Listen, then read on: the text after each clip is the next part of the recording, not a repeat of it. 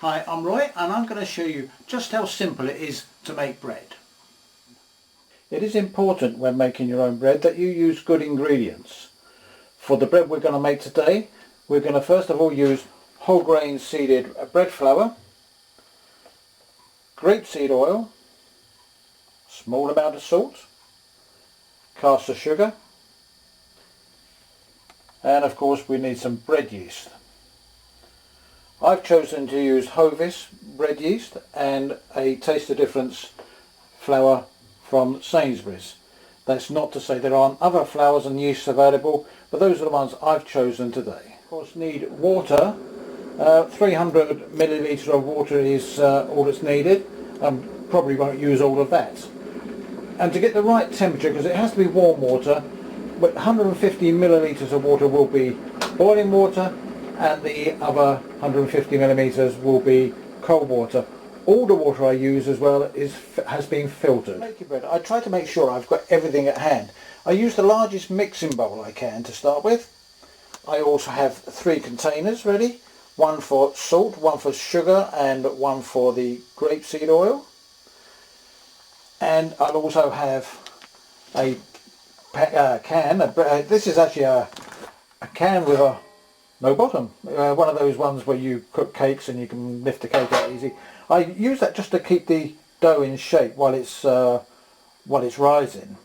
I place that on a non-stick dish, and of course then we have the container for the warm water. So first of all, let's start off. We're going to just get the water ready, because that's the important thing to start with, and we need 300 ml of water. So we'll take 150 milliliter of boiling water,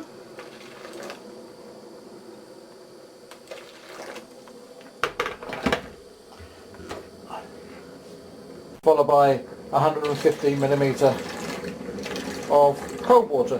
That will make sure the water's just at the right temperature for mixing the dough.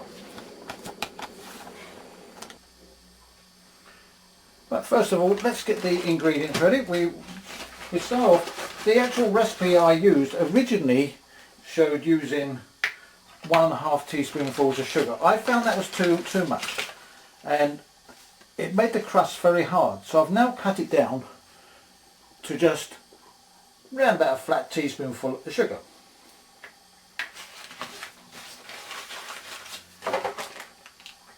Salt is 1.5 teaspoonfuls of salt.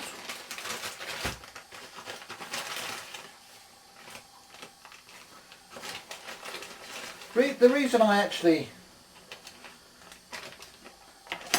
measure everything out first, it's easy to forget something, and if I've got everything in front of me, then it's easier to remember what you have and what you haven't had, and what you've used and what you haven't used.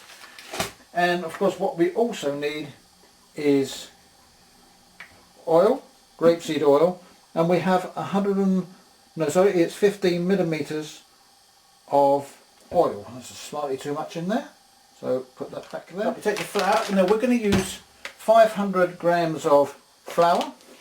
This has been measured out before. I've already used half at the weekend, making one loaf. So I'm going to pour that and put that in the bowl, in the mixing bowl. I like to keep everything out of the way. The first time I made this bread, I got in an awful mess with flour and everything all over the place. So I find it much easier. Use it and then chuck it out the way. Chuck all the packets out the way. And it saves keeping things like your bottles of oil sitting there. Put that, oh, that's a bit noisy, put that back where it came from. Okay, so what I do, I just sprinkle the salt on.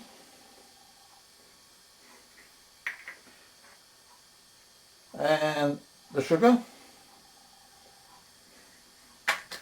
Once again, we can discard the containers now, ready for washing up later on, and we'll mix the flour in like so.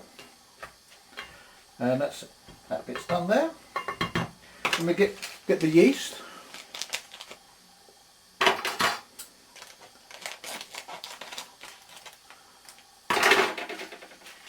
and sprinkle the yeast in.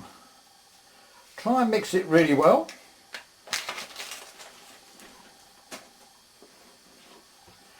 And with a spatula, just mix the flour with the sugar and the salt and the yeast. Give it a good mix round. Okay.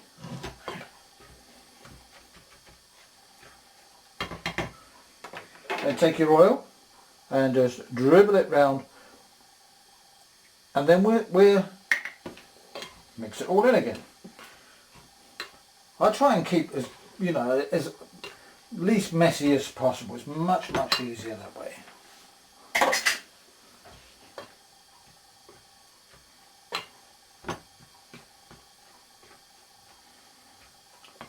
Okay, so that's nicely mixed in now.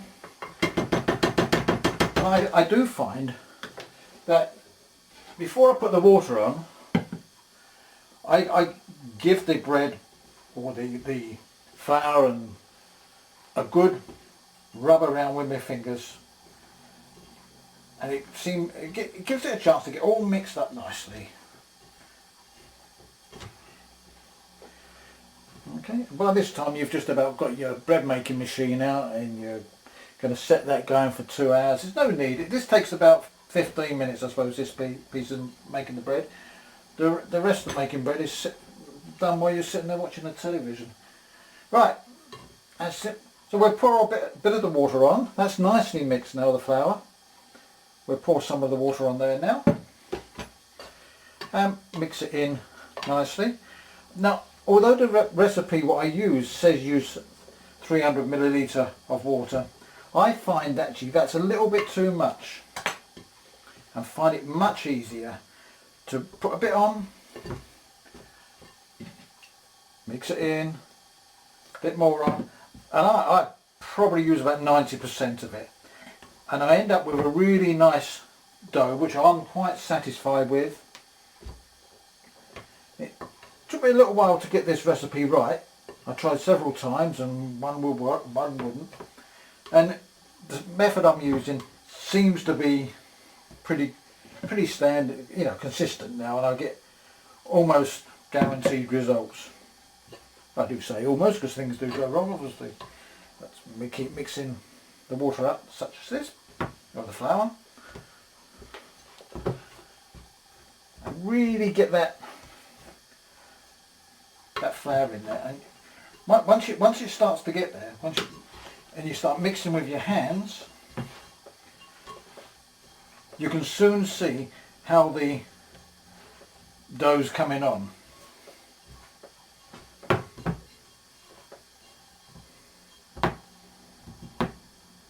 little bit more water. That'll probably be all the water I need now. So here we go with the bit of flour we have left in the bowl.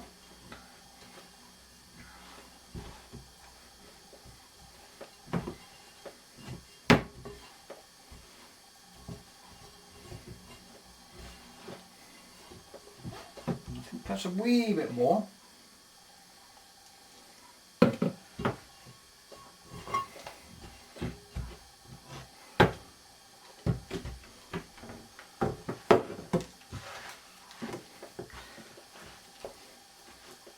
And as you can see, the dough's coming on really nice now. We don't need to, I don't think that needs any more water. If it does, I'll give it a little dribble as we go, but I really don't think that should do it, and I just keep kneading this now. What I'm doing actually is patting anything that's fallen out of there, any of the seeds from the granary.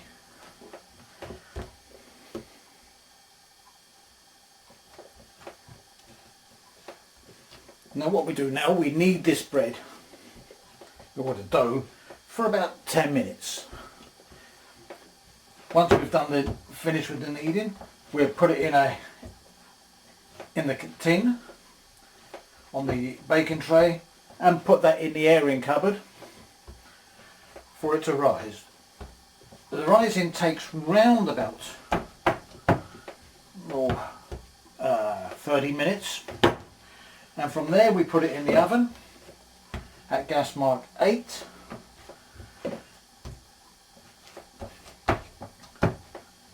For about another 30 minutes.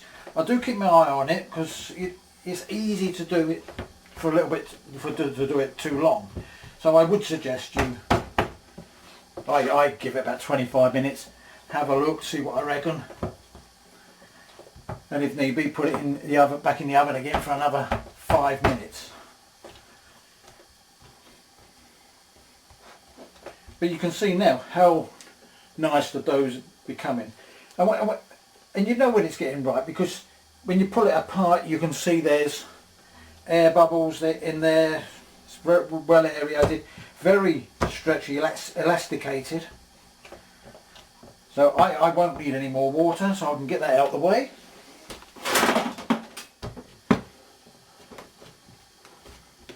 This is really coming on well, this bread, or dough should I call it. It's not bread yet, is it? Not until we've cooked it. This comes out really tasty. I'm very pleased with the way the results of this bread. It's not light and fluffy. Don't ever get the idea this bread's going to be light and fluffy like the factory stuff you're buying the supermarket. It's quite a heavy bread, close textured, but it's full of flavours.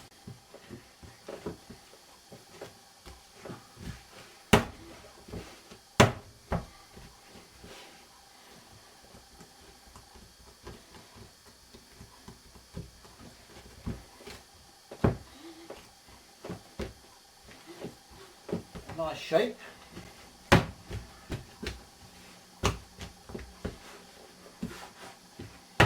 Okay, so we're getting a few gaps. I'll try and avoid having any gaps in like that, because they do tend to split open if you have too many folds in the bread on the outside, and as it cooks it starts to go apart, pull itself apart. So we make a nice shape like that, and this will then be placed into the airing cup. It's got to go in a warm place for about 30 minutes.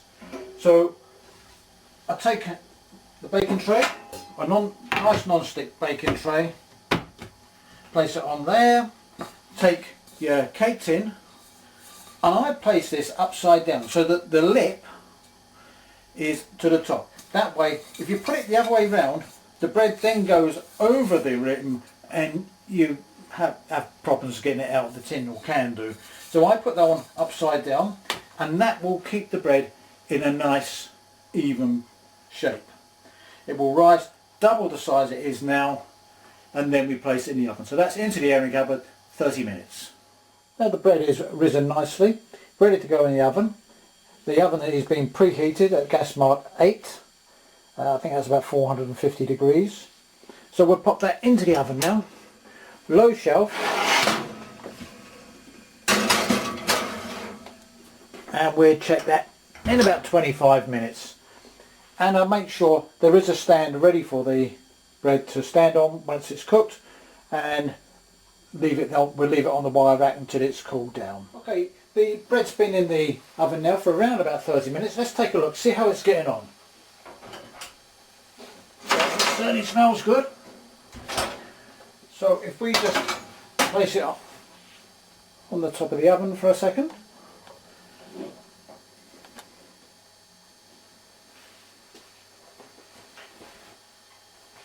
I'm being careful not to burn myself, I do have a habit of doing that. And we'll turn the bread upside down, and the secret in finding out if your bread's cooked, because we can't take it apart to have a look, is turn it upside down, tap the bottom.